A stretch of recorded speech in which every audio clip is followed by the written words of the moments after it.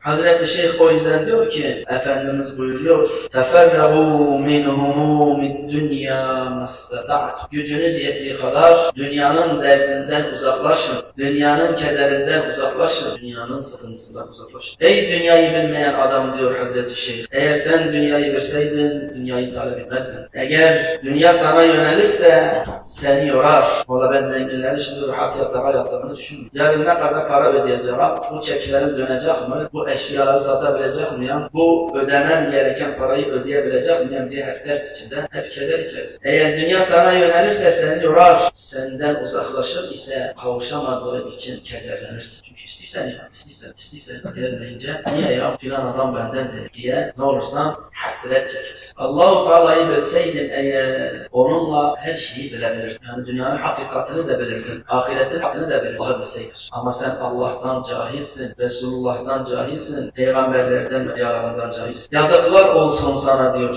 Bu dünyadan senden önce gidenlerden hiç ibret almadın. Dünyadan elini çekmeyi hayret et. Dünya elbisesini üzerinden soy, ondan kaç, nefsin, egonun elbisesini üzerinden çıkar, az. Allah-u Teala'nın kapısına koş. Eğer nefsinden kurtulur isen Allah'tan başka her şeyden kurtulmuş olursun. Çünkü diyor, her şey nefse tabidir. Şeytan da nefse tabidir. Dünya da nefse tabidir. Nefsinden kurtuldun mu hepsinden kurtulursun. Nefsinden uzaklaş, Allah-u Teala'yı görürsün. Ona her şeyi teslim et, selamette olursun. Onun için nefsinle mücadele et Allah için. Çünkü etkede وَالَّذ۪ينَ جَاهَدُ فِينَا. Bizim için nefsiyle mücadele edenleri لَنَهْدِيَنَّهُمْ سُبُولَنَا. Maneviyat yollarımıza hidayet ederiz diyor Allah. Demek ki o zaman nefsinle Allah için mücadele et, hidayete erirsin. Onun verdiği nimetlere şükret, Allah nimetini sana artırır.